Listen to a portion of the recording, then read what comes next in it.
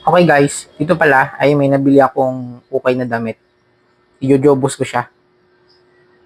Ayan. Magandang klase siya.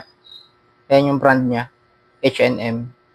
Tapos 100% cotton. Kupas lang siya. Pero sobrang quality.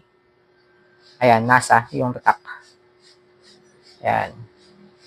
Nagandahan ako sa kanyang sa kanyang design. Nasa. Ayan. Ito yung likod. Ayan. Kitang-kita nyo naman faded na yung kulay. Kaya ating ibabalik yung dating niya, kulay, black.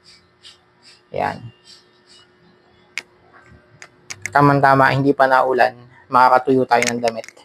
At bali nga pala ito ay ang technique na gagawin ko dito ay nilaban ko na para pag ating babanlawan ay tubig na lang at downy ang ating gagamitin. So hindi na tayo gagamit ng sabon panlaba. Yan. At ang aking gagamiting ipang jojobos ay Durasmooth na kulay black. Siyempre black yung damit natin eh. Yan. Okay. Magpapakulo lang ako ng tubig na mainit. Tapos magjojobos na tayo. At bali nga pala mga idol, ang gagamitin kong ipang jojobos dyan ay 3 piraso lang. Ayan. Matagal na sa akin itong jobos na to eh. Itong Durasmooth. Ayan. 3 lang yung gagamitin ko. 3 sachet para sa isang damit na jojobos ko. Bali nga pala mga idol, ginamit kong tubig dito ay 3 litro. Tapos ito yung asin natin. Tapos yung 3 jobos na Durasmooth. Okay, hintayin nating uminit.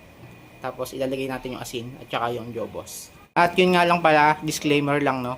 Itong ginagamit kong pakuluan ng jobos ay talagang jobosan ko to.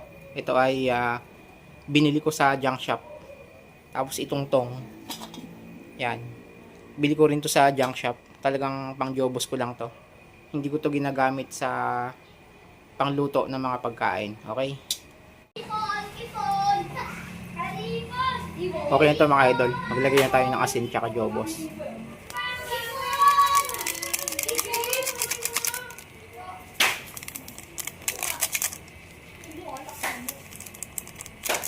Okay, 3.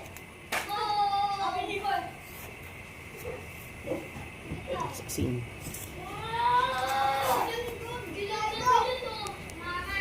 Dalhin ko na lang si Rodo, no? Oo. Para isang na lang din, no? So, kuha ko tayo chicken.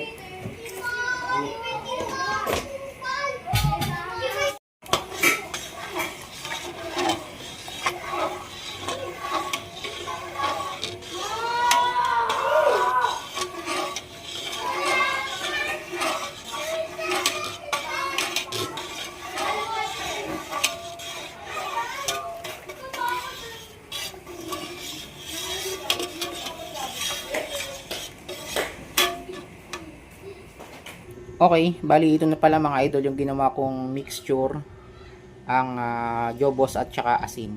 Yan. So dito ko na idirektang ilalagay yung aking t-shirt.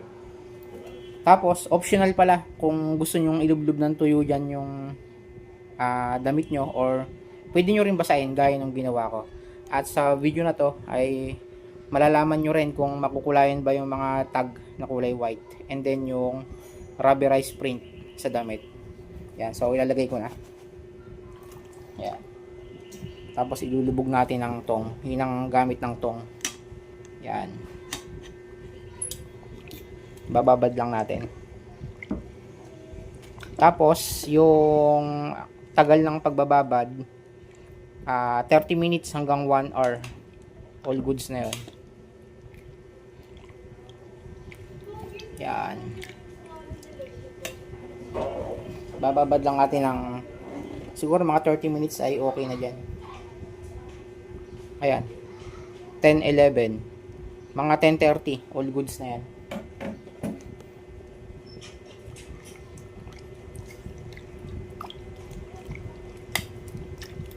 Yan, lubog-lubog lang natin para yung mga gusot ng damit sa ilalim ay madaanan ng husto ng ating mixture. Ayan, hintay tayo ng 30 minutes. At yun na nga mga idol, ito na yung binabad nating jobos. Time check natin, 10:44. All goods na to. At hindi na rin mainit yung tubig, kaya babanlawan ko na to. Ang ibabanlaw ko lang ay tubig, tapos idadowny ko lang. Kasi nalaban ko na nga ito kanina, napatuyo ko na rin. Kaya malinis na yung ukay natin na damit.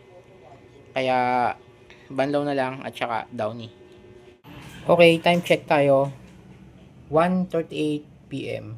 At natuyo na yung aking ginobos. Syempre, hindi ko na pinakita sa inyo yung pagbabanlaw ko. Lahat naman marunong magbanlaw. So, kitang-kita nyo naman, black na black yung ating naijobos. Nagre-reflect lang yung araw sa damit, kaya parang faded. Pero black na black yan mga idol. So, nakulayan nga ba yung rubberized print? Syempre, hindi yan nakulayan. Yan. Kapag rubberized kasi, hindi siya kinakapitan ng jobos. Yan. Sobrang quality nung kinalabasan ng ating pagkukulay ng ukay na damit natin. Yan. Quality yung nakuha ko kasi branded yung damit. Yan. At yung tagging, hindi siya nakulayan. Kasi itong mga tag na to ay polyester.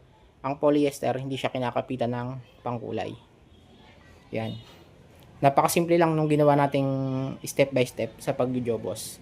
Ayan, kung nagustuhan nyo yung video na to, huwag nyo pong kalimutang suportahan yung channel ko by clicking the subscribe button. At kung nagustuhan nyo rin po yung ginawa nating video, huwag nyo pong kalimutang mag-iwan ng isang like. Yan. At i-share nyo na rin po para malaman ng iba kung paano yung step by step sa pagjojobos. So, see you on my next vlog. Lagi po kayo mag-iingat. Peace out.